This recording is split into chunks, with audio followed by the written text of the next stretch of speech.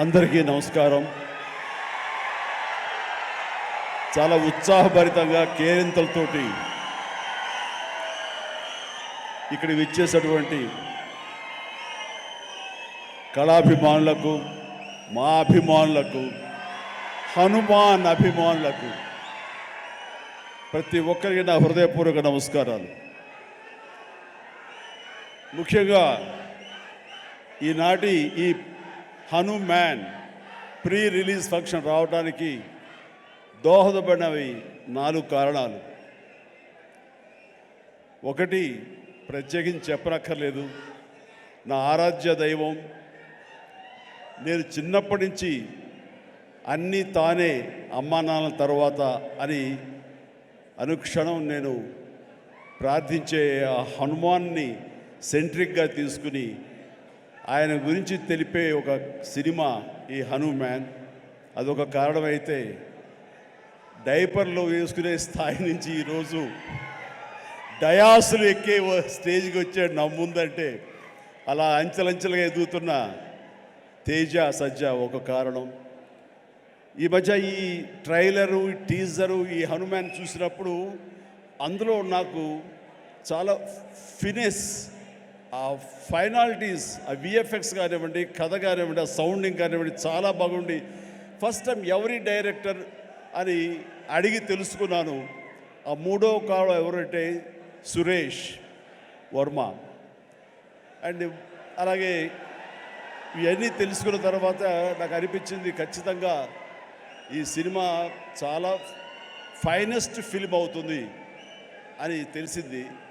ఆ తర్వాత కొద్ది రోజుల క్రితం వీళ్ళిద్దరూ నా దగ్గరకు వచ్చి ఈ సినిమాకి మీరు ముఖ్య అతిథిగా రావాలి అంటే అసలు ఏమాత్రం సమయం తీసుకోలేదు. ఖచ్చితంగా వస్తాను, మీతో ఉంటాను, అన్ని రకాలుగా నా ప్రోత్సాహం మీకు ఉంటుందని చెప్పేసి చెప్పడం జరిగింది. అండ్ నేను ఎప్పుడూ నా ఆరాధ్య దైవమైనటువంటి హనుమంతుడి గురించి ఎప్పుడు నేను చెప్పుకునే సందర్భాలు నాకు తారసపడలేదు, ఎక్కడ చెప్పుకోలేదు. కానీ ఒక్కొక్కసారి మనలో ఉన్న భక్తి చెప్పుకోవాలా అని నాకు అనిపిస్తుంటుంది, కానీ ఒక్కొక్కసారి చెప్పుకోవాలి అని కూడా నాకు తోస్తుంటుంది. ఎందుకంటే ఏ ఆంజనేయ స్వామిని నేను తలుచుకుంటూ చిన్నతనం నుంచి ఒక నిబద్ధతతో, ఒక క్రమశిక్షణతో, ఒక లక్ష్యంతో, ఒక ధ్యేయంతో ఈ రోజున ఈ స్థాయికి వచ్చానో, ఎవరి అండదండలు, ఎవరి ఆశీస్సులు నాకు ఉన్నాయని బలీగా నమ్ముతానో, ఆ స్వామి మీద ఒక కథ వస్తుంది అంటే అలాంటి స్టేజ్ మీద ఆయనతో నాకున్న అనుబంధాన్ని చెప్పుకోవాల్సినటువంటి సిచ్యువేషన్ ఉంది. చెప్పుకోవాలి, చెప్పడం ధర్మం. ఎందుకంటే ఇక్కడ ఉన్నటువంటి ఎంతోమంది యూత్ ఉన్నారు, టీవీల్లో వీక్షిస్తున్న వాళ్ళు మరి ఎంతో లక్షల్లో ఉన్నారు. వీళ్ళందరికీ ఒక ఇన్స్పిరేషన్, ఒక మోటివేషన్ ఉంటుంది. కాబట్టి ఇక్కడ చెప్పడం అన్నది అది ఒక హిందుత్వం గురించో లేకపోతే మరొక మతం గురించో అని చూసుకోకుండా ఒక ఇన్స్పైరింగ్ పర్సనాలిటీ మనల్ని ఎంత పైకి రావడానికి, మనల్ని అత్యంత స్థానం నిలబెట్టడానికి ఎలా దోహదపడతాడు, పూర్తిగా ఆయనకి మనం సరెండర్ అయిపోతే అన్నదానికి ఒక ఎగ్జాంపుల్గా ఈ హనుమంతుడు నేను తీసుకున్నాను. చిన్నప్పటి నుంచి ఆయనే నమ్ముకున్నాను. కాబట్టి అది మీరు కూడా ఎవరైనా సరే అలా నమ్ముకుంటే కనుక అలా స్థాయికి, ఉన్నత స్థాయికి వస్తారు. మీకు అది ఇన్స్పిరేషన్గా ఉంటుందన్న ధ్యేయంతో ఈరోజు చెప్పాలనుకుంటున్నాను. ఇది చాలా మనసు అంతరాంతరాల్లో నుంచి నేను వెలిబుచ్చుతున్నటువంటి ఇది. మా ఇంట్లో ఎవరూ దైవభక్తులు లేరు. నాన్నగారు కమ్యూనిస్ట్, ఆయన ఫోటోకి దండం పెట్టడం చాలా రేరు. ఎప్పుడైనా అమ్మ కోరిక మేరకు తిరుపతి వెళ్ళి ఆ స్వామి దర్శనం చేసుకుని వచ్చేసేవాళ్ళం తప్ప, శనివారం అమ్మ వెంకటేశ్వర స్వామికి దండం పెట్టేది తప్ప, అంతమించి ఎవరు ఫోటోలకు దండం పెట్ట కానీ, స్వాముల్ని కొలవడం కానీ, దేవుణ్ణి ప్రార్థించడం కానీ ఏమీ లేదు. అలాంటిది ఈ చిన్నతనం అంటే 7th క్లాస్ నేను చదువుతుండగా, అది పొన్నూరు, అక్కడ ఒక ఆంజనేయ స్వామి గుడి ఉండేది. ఆ ఆంజనేయ స్వామి గుడిలో నేను రోజు వెళ్ళి ఆంజనేయ స్వామి దండం పెట్టుకుని వస్తుంటాను స్కూల్ నుంచి వస్తూ. ఆ తర్వాత next year 7th class 8th class నేను బాపట్లలో చదివేవాడిని. ట్యూషన్ నాకు ఆంజనేయ స్వామి గుడి దాటుకుంటూ వెళ్ళాలి. తిరిగి వచ్చేటప్పుడు ఈవినింగ్ 8 ఎంత అవుతుండేది. కొంచెం చీకటిగా ఉండేది. ఇప్పుడు అంత బిజీగా అప్పుడు ఉండేవి కాదు కాబట్టి కొంచెం భయంగా ఉంటుండేది. కానీ ఆ హనుమంతుడి గుడి పక్క నుంచి వెళుతుంటే అందులో ప్రసాదాలు ఇచ్చే సమయం, ఆ వంక ఈ వంక ఆకలి అవుతుండేది. వెళ్ళి ప్రసాదం కోసం హనుమంతుడితో భక్తి ఏర్పడింది నాకు. అలాగా ప్రసాదం తీసుకుంటూ అక్కడే తింటూ ఆయా స్వామి ఆ పూజారి ఎవరైతే ఉన్నారో ఆయన చెప్పే విషయాలు హనుమంతుడి గురించి వింటూ అక్కడ హనుమాన్ చాలీసా ఆ పలకల మీద శిలా పలకల మీద రాస్తుంటే అవన్నీ ప్రాక్టీస్ చేస్తూ అలాగే తెలియకుండా నాలో ఆయన మీద భక్తిభావం అలాగ కుదిరిపోయింది. కుదిరిన తర్వాత అక్కడి నుంచి నేను మొగల్తూరు వెళ్ళి 7th 8th 9th క్లాస్ చదువుతాను.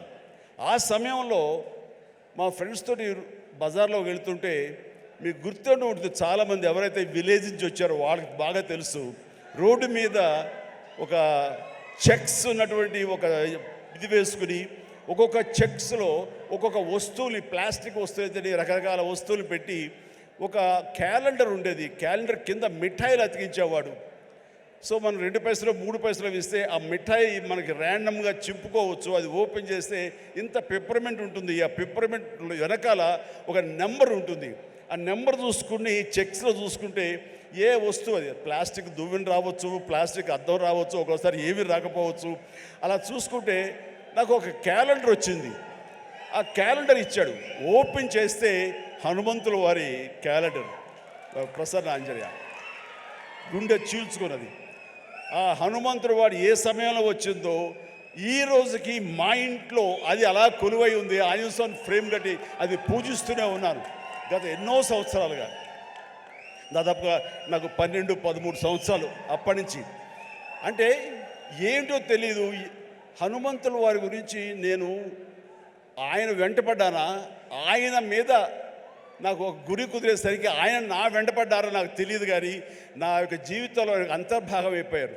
అది అంతటితో ఆగకుండా నేను 10th చదివే సమయానికి మా నాన్నగారికి ఎక్కడో పేరాల చీరాల అనే ఊళ్ళో నాన్న పనిచేసేవాళ్ళు. అక్కడి నుంచి నాన్నగారికి మాడుగులని ఉత్తరాంధ్రలో అయింది ట్రాన్స్ఫర్. అక్కడికి వెళ్ళటం నాన్నగారికి ఇష్టం లేదు. సో లాంగ్ లీవ్ పెట్టేశారు.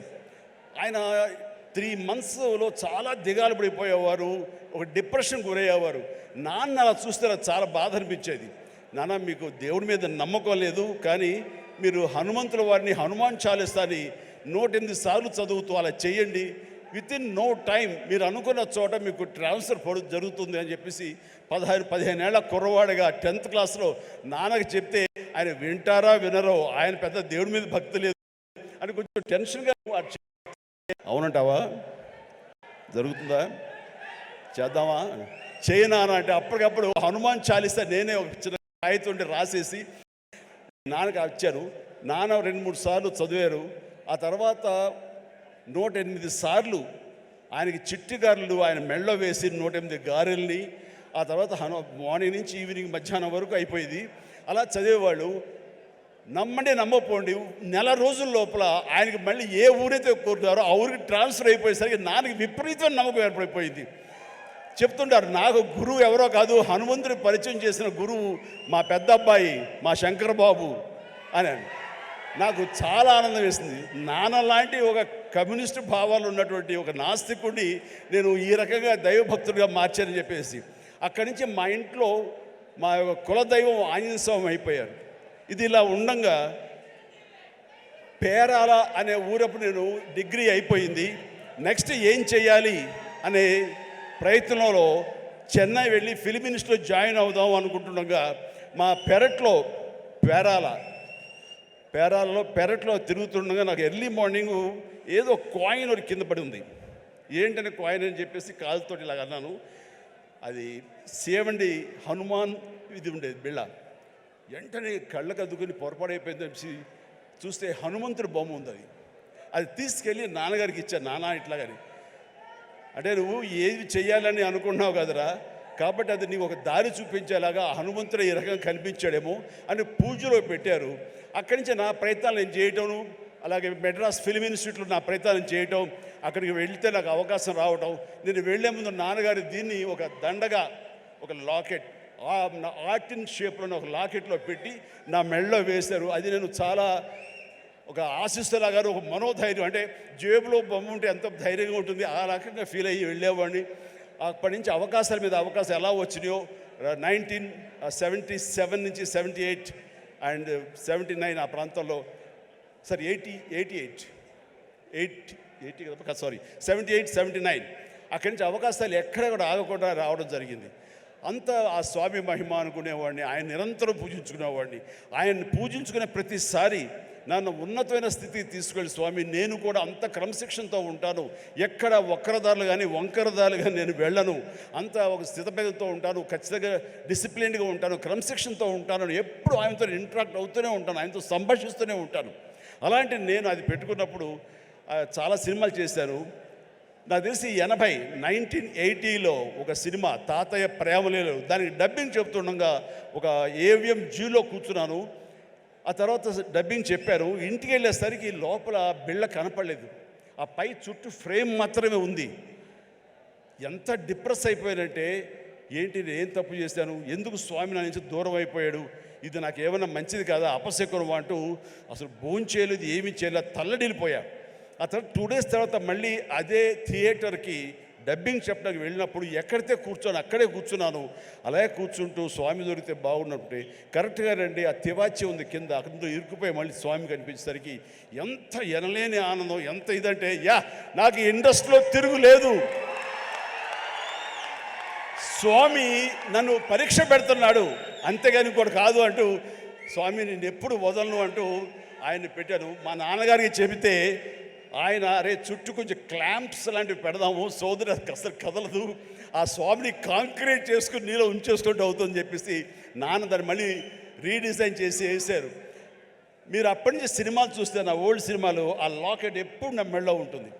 నేను ఒక భేద క్యారెక్టర్ వేసినా సరే అది మెడలో ఉండకూడదంటే తీసి నడుము దగ్గర ఎక్కడో పెట్టినవాడు తప్ప ఆయన నాకు దూరం అయిపోకూడదు, బిగించి హోల్డ్ చేసి ఆ హనుమాన్ నేను ఇక్కడ పెట్టినవాడిని. ఆ తర్వాత 2000 ఇయర్లో నేను అన్నయ్య సినిమా చేస్తుండగా, అన్నయ్య సినిమాలో 2 క్యారెక్టర్లు, ఆట కావాలా పాట కావాలా, అది సిమ్రంతో చేసే ముందు ఒక చెట్టుకు నేను పట్టుకుని వేలాడుతుంటాను. నా ఆత్మారాముడు నన్ను లాగి నెట్టి ఆ అమ్మాయి వైపు నెడతాడు. నెట్టేప్పుడు ఇది హ్యాంగ్ అవుతుంది సార్, అడ్డుగా ఉందని కెమెరామెన్, బహుశా ఎవరు మన కెమెరామెన్ చోటకే నాయుడు ఆ మాట అనకపోయి ఉంటే ఇప్పుడే నా దగ్గర ఉండేది అనేసరి అలాగా అని చెప్పి తీసేశారు. ఇలాంటి ఎవరో పక్కన ఉంటే పక్క వాళ్ళకి ఇచ్చేస్తాను. ఆ తర్వాత మర్చిపోయాను, కనపడలేదు. అయితే ఏదంటే లేదు ఎవరి దగ్గర లేదు, సరిగ్గా ఎత్తకంటున్నాను, ఎవరి దగ్గర లేదు. పోలే స్మాల్ ఒక 2 సవర్ల బంగారం అనిపించింది. ఏంటి తేడా, 80లోనేమో తల్లడిల్లిపోయాను, స్వామి నుంచి దూరం అయిపోయారని. అదే 2000 వచ్చేసరికి ఇట్స్ ఓకే, 2 సవర్ల బంగారం అనుకున్నాను. ఏమిటి అంటే నాకు ఈలోగొచ్చిన పరిణితి కానీ మనలో మెచ్యూరిటీ కానీ, భగవంతుడు అనేవాడు బాహ్యంగా ఉండడు, భగవంతుడు అనేవాడు మనలో అంతర్లీనం అయిపోతాడు, మనలో మమేకం అయిపోతాడు, మన అంతర్భాగం అవుతుంది. అది హనుమంతుడు అనేది మన యొక్క అంతరాత్మ తప్ప మరొకటి కాదు అని తెలుసుకోవడం నాకు అన్నేళ్ళు పట్టింది. అందుకని ఆ చిన్నతనంలో కౌలించుకోవడానికి ఫిజికల్గా ఉండాలి, పెద్ద అయిన తర్వాత మన మనసులో కళ్ళు మూసుకుంటూ ఆయన మనతో సంభాషించే లెవెల్కి మనం ఉండాలి. హనుమాన్ ఒక్కసారి కనుక మనల్ని ఆశీస్సులు అందించాడంటే జీవితాంతం వదలడు, మనలోనే నిబిడీకృతం ఉంటాడు, మనలోనే అంతర్లీనంగా ఉంటాడు. ప్రతి క్షణం మన ఆత్మ అంతరాత్మ ఆయన మనం కాపాడుతుంటాడు, మనం నిర్దేశిస్తుంటాడు, మన మార్గ నిర్దేశకం తెలియచెప్తుంటాడు అని నాకు అనిపించిన తర్వాత ఈ రోజు వరకు నాకు హనుమంతుడు అంటే పూజలు పునస్కారాలు ఏమి చేయను, ఏ గుళ్ళు గోపురాలు తిరగను. కానీ ఏదైనా సమస్య వచ్చినప్పుడు పడుకునే ముందు ఇలా ఉందని నా అంతరాత్మతో నేనే మాట్లాడుకుంటాను, నా అంతరాత్మనే హనుమాన్తో నేనే మాట్లాడుకుంటాను. తెల్లవారు లేచేసరికి నాకు దానికి సమస్యకి పరిష్కారం లభిస్తుంటుంది. అట్లా నా జీవితం ఇంతవరకు సక్సెస్ఫుల్గా వెళ్ళటానికి బహుశా ఆ హనుమాన్, ఆ తెలియని అద్వితీయమైన అతీంద్ర శక్తి నన్ను కాపాడుతుంది, నడిపిస్తుంది నాకు అనిపిస్తుంటుంది. అట్లాగా ఈ రోజున ప్రతిదీ ఆ హనుమాన్ అనేది నాలో అంతర్లీనంగా ఉంది, కానీ ఎక్కడ ఎప్పుడు చెప్పుకునే అవకాశం కలగలేదు. ఈ రోజు నాకు చెప్పుకునే అవకాశం నాకు ఈ హనుమాన్ సినిమా ఈ స్టేజ్ మీద కలిగింది. మీతో ఈ రోజున పంచుకుంటున్నాను. చాలా చాలా ఆనందంగా ఉంది. అండ్ ఈ మధ్య వీళ్ళు చెప్పారు, తర్వాత బయట కూడా చెప్పారు ఎవరో, ఈ హనుమాన్ అనే టైటిల్ మీ నుంచి వచ్చిందే, మీ నోటంటే వచ్చిందని చెప్పేసి ఇంతక్కడ క్లిప్పింగ్ వేశారు. అది సమంత, అది ఆహాలో ఒక చిన్న ఇంటర్వ్యూ జరుగుతుంటే అక్కడ మీకు నచ్చినటువంటి సూపర్ హీరోస్, మార్వల్ హీరోస్ ఎవరు అని చెప్పి అడిగితే సూపర్ మ్యానా, బ్యాట్మ్యానా, లేకపోతే ఐరన్ మ్యానా ఎవరంటే నాకు వాళ్ళ పేర్లు చెప్పేంటి, మన హనుమాన్ ఉన్నాడు కదా, ఆయన మించిన వాడా అంటూ నేను వెంటనే ఒక క్షణం పాటు ఆలోచించి హనుమాన్ అన్నాను. అంది హనుమాన్, మా హనుమానే నాకు హనుమాన్ అని అనేసరికి చాలా చాలా మంచి అప్రిసియేషన్ వచ్చింది. చాలా బాగుంది అనిపించింది. నా మనసులో మాట అది. ఆ మనసులో నుంచి వచ్చేటువంటి ఆ మాటకి అంత వెయిటేజ్ ఉంది కాబట్టి ఇలాంటి ప్రశాంత్ వర్మ లాంటి వాళ్ళు యంగ్స్టర్స్ని అది ఆకట్టుకుంది. ఇదే మన సినిమా టైటిల్ ఎందుకు అవ్వకూడదని వాళ్ళు నిర్ణయించుకోవటం ఇది నాకు మరింత ఆనందంగా ఉంది. ఆ రకంగా స్వామి మీతో ఉన్నాడు, ఆయన ఈ టైటిల్ పెట్టాడు, ఆయనే మనకు అందరికీ స్ఫురించేలా చేశాడు. కాబట్టి ఖచ్చితంగా ఈ సినిమా ప్రేక్షకుల ఆదరణ పొందుతుంది అంటంలో ఎలాంటి సందేహం అక్కర్లేదు. ఇది ఎంత కష్టపడ్డారనడానికి, దీనికి ద బెస్ట్ ఫిల్మ్గా రాబట్టడం కోసంగా ఫస్ట్ గ్లిమ్స్ నుంచి కూడాను వావ్ ఏంటి సినిమాని, దాని సినిమా వైపు అందరూ ఆకర్షితులు అయ్యేలాగా చేయగలిగాడంటే కనుక ఆ పరిధానంలో ఆ అత్యంతం ప్రశాంత్ వర్మ తీసుకున్న శ్రద్ధాశక్తులే. కాబట్టి ప్రశాంత్ వర్మ మీ యొక్క కష్టం, మీ యొక్క ఆలోచనలు, అలాగే మన హీరో తేజ యొక్క కష్టం, అతని శ్రద్ధాశక్తులు ఇది వృధా కావు. ఎందుకంటే ఈ సీజన్ అనేది అంత మంచి సీజన్. ఎన్ని సినిమాలు వచ్చినా సరే ఎన్ని సినిమాలు వచ్చినా సరే ఖచ్చితంగా ప్రేక్షకులు బాగుంది, మన కంటెంట్లో మన సత్తా ఉంది, మనకు ఆ దైవ ఆశీస్సులు ఉన్నాయంటే కనుక ఖచ్చితంగా ఆదరిస్తారు, హక్కును చేర్చుకుంటారు, పెద్ద విజయాన్ని మీకు అందేలా చేస్తారు. కాబట్టి ఎలాంటి డౌట్ అక్కర్లేదు. అయితే ఇది పరీక్షాకాలం అనుకోవచ్చు, కొన్ని థియేటర్లు అనుకునే విధంగా మనకి లభించకపోవచ్చు. It's okay. ఈరోజు కాదు రేపు చూస్తారు, రేపు కాకపోతే సెకండ్ షో చూస్తారు, సెకండ్ షో కాకపోతే థర్డ్ షో చూస్తారు. బట్ కంటెంట్ బాగుంటే ఎన్నో రోజులు చూసినా, ఎన్నో షో చూసినా సరే దీనికి మార్కులు పడతాయి. ఈ రోజున ఇందాక చిన్నవాడు సరే చాలా పెద్ద మనసుతో అన్నాడు, అన్ని సినిమాలు వెంకటేష్ సినిమా, నాగార్జున సినిమా, అలాగే మన మహేష్ బాబు సినిమాలు, అన్ని సినిమాలు ఆడుతాయి. ఈ సినిమాలు అన్నీ ఆడాలి, పరిశ్రమ పచ్చగా ఉండాలి. వాటితో పాటు మా ఈ సినిమా హనుమాన్ కూడా ఆడాలని నేను ఎంతో మనస్ఫూర్తిగా నేను కోరుకుంటాను, జరుగుతుంది.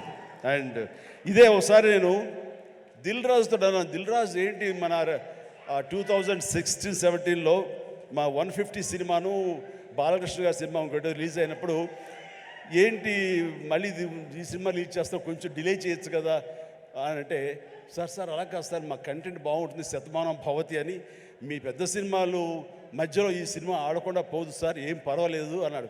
ఓకే, అంత ధైర్యంగా ఉంటే వెల్ అండ్ గుడ్ అన్నాను. ఆ సినిమా కూడా బాగా ఆడింది. కాబట్టి అదే దిల్ రాజు గారు అందరికీ మనకు చెప్పినట్టుగానే ఈ రోజున ఈ సినిమా కూడా బాగా ఆడుతుంది. సో ఎందుకంటే దిల్ రాజు గారు లాంటి ఎంతో సీనియరు, ఆయన ఎంతో ఎక్స్పీరియన్స్ ఉన్న మనిషి, ఏ సినిమా ఏ సీజన్లో ఎలాగ ఆడుతుంది, ఒక్కో సినిమాకి ఎంత పటిష్టత ఉంటుంది, ఏ సినిమాకి ఎంత లాంజివిటీ ఉంటుంది, ఏ సినిమా ఎలాగ ఆదరిస్తారు, ఏ సీజన్ అనేది బాగా తెలుసు. కాబట్టి ఈ సినిమా వస్తే కూడా ఈ సినిమాకు కూడా అంతటికి అంత ఆదరణ ఉంటుంది, అంత విజయం చవి చూస్తాడు మనస్ఫూర్తిగా కోరుకుంటూ, ఈ రోజున ఇతర క్యాస్ట్లకు చెప్పాలంటే అమృత అమ్మాయి హీరోయిన్గా ఉందన్నారు. గాడ్ బ్లెస్ యూ అమ్మా, ప్లీజ్ మీరందరూ రావాలి, యంగ్స్టర్స్ రావాలి. అలాగే నా స్నేహితుడు శరత్ కుమార్ కూతురు వరలక్ష్మి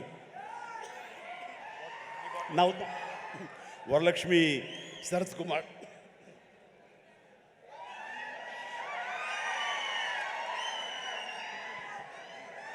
ఈ మధ్య కాలంలో అమ్మాయి సినిమాలు చూస్తూ వస్తాను. ఒక్కొక్క క్యారెక్టర్ ఒకలా చేస్తుంది. ఒక్కోసారి నాకే భయం వేస్తుంది, ఏంట్రా బాబు అని చెప్పేసి, అంత పవర్ఫుల్గా చేస్తుంది. ఈ కేటగిరీలో మనకి ఇంత యంగ్ అమ్మాయిలు అలాంటి పవర్ఫుల్ క్యారెక్టర్ చేసేవాళ్ళు ఎవరు లేరు. ఒక కొత్త జోనర్లో కొత్తది ఉంటుంది. అండ్ ఇలాంటి వరలక్ష్మి లాంటి ఆర్టిస్టులు చూసిన తర్వాత కొన్ని క్యారెక్టర్స్ క్రియేట్ చేయబడతాయి. సో అదే అన్నాను, చెన్నైలో ఉన్నావా, ఇక్కడ ఉన్నావా వరలక్ష్మి అంటే ఇక్కడే ఉన్నాండి, ఇక్కడే ఉన్నామా, నీకు బోర్డులో అవకాశాలు వస్తాయి కాబట్టి తెలుగు ఇండస్ట్రీని హక్కు చేర్చుకుంటుంది, పైగా తెలుగు అమ్మాయి కాబట్టి అని చెప్పాను. So all the very best అమ్మ, గాడ్ బ్లెస్.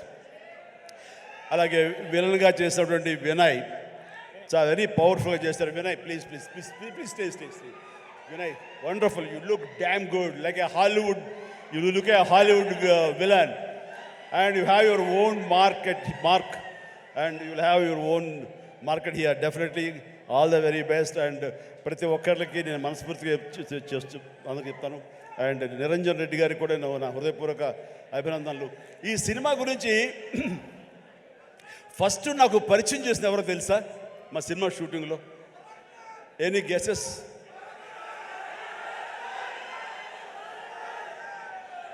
Getup scene.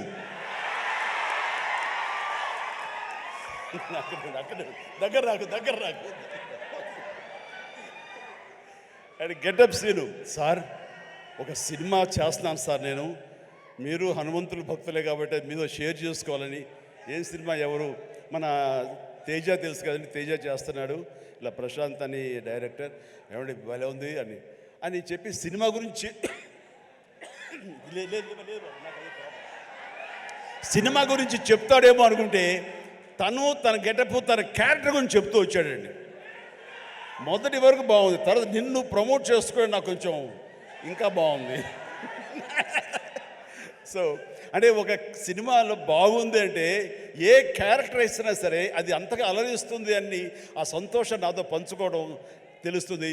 అతను చెప్పుకునే విధానం బట్టి ఆ సినిమా ఎంతగా అతనికి ఆకట్టుకుందనడానికి ఇది చిన్న మచ్చుతునక. అండ్ ప్రతి ఒక్కరికి, అటు కెమెరామెన్ గారికి, ఇతర కాసర్ల గారికి, కేకే గారికి, లిరిసిస్, ఇలా ప్రతి ఒక్కరి మ్యూజిక్ డైరెక్టర్ గారికి, ఇలా ప్రతి ఒక్కరికి మనస్ఫూర్తిగా నా హృదయపూర్వక అభినందనలు తెలియజేస్తూ నేను చెప్తున్నాను, ఒక్కళ్ళలో కూడా ఏమాత్రం డల్ అనేది పెట్టుకోకండి. Cinema super duper hit. That's it. జై హనుమాన్, జై హింద్. చక్కటి అనౌన్స్మెంట్ చేయండి, మీ నోటితో చేస్తే బాగుంటుంది అని హీరో, ప్రొడ్యూసర్ గారు, డైరెక్టర్ గారు నాతో చెప్పారు. ఈ సినిమా రామమందిరం అన్నది ఇదే సమయంలో అక్కడ రావటం, దానికి మా అందరికీ ఆహ్వానం రావడం, రేపు 22వ తారీఖు మేము అక్కడికి వెళ్ళేందుకు అన్ని రకాలుగా సంసిద్ధం అవటం, ఇవన్నీ కూడా ఒక శుభ పరిణామం. ఆ సందర్భంగా వీళ్ళు ఏమన్నారంటే, మా సినిమా ఆడినన్న రోజులు వచ్చే కలెక్షన్స్లో ప్రతి టికెట్పై 5 రూపీస్ రామమందిరం అయోధ్యకి ఇవ్వడం కోసం సమాయుత్తం అయ్యాం అని చెప్తుంటే ఇది వండర్ఫుల్ అండి. మీ యొక్క స్వకార్యంతో పాటు దైవ కార్యానికి కూడా మీరు నడుము బిగించినందుకు ఆశీస్సులు నిండుగా ఉంటాయి. ఈ సమయంలో ఎవరు ఇతోధికంగా ఎంత ఇచ్చినా సరే డెఫినెట్గా ఇది ఒక బృహత్కర కార్యక్రమం, చరిత్రలో నిలిచిపోయేటటువంటి ఘట్టం ఈ రోజున రామ మందిర నిర్మాణం. కాబట్టి మీ యొక్క ఆ పుణ్యం కూడా మీకు దక్కుతుంది, మీ అందరికీ అది వరం అవుతుందని కోరుకుంటూ విజయాన్ని సాధిస్తుంది అంటే ఎలాంటి సందేహం లేదు. God bless you all. Ramayanam, Mahabharatam, Bhagavad Gita, Vedic science, Rigvedam, Yajurvedam, Atharvavedam, 18 పురాణాలు, దశావతారాలు, 10 మహావిద్యలు, Vedic maths, Indian inventions, secret of gods, మరెన్నో కోర్సులు నేర్చుకోవాలనుకుంటే మా indianvedicSchool.com వెబ్సైట్లో లాగిన్ అయి నేర్చుకోవచ్చు. ఎటువంటి ఫీజు లేకుండా ఫ్రీ కోర్సులు కూడా మా వెబ్సైట్లో అందుబాటులో ఉన్నాయి. గూగుల్ ప్లే స్టోర్, యాప్ స్టోర్లో ఇండియన్ వేదిక్ స్కూల్ యాప్ని డౌన్లోడ్ చేసుకోవచ్చు.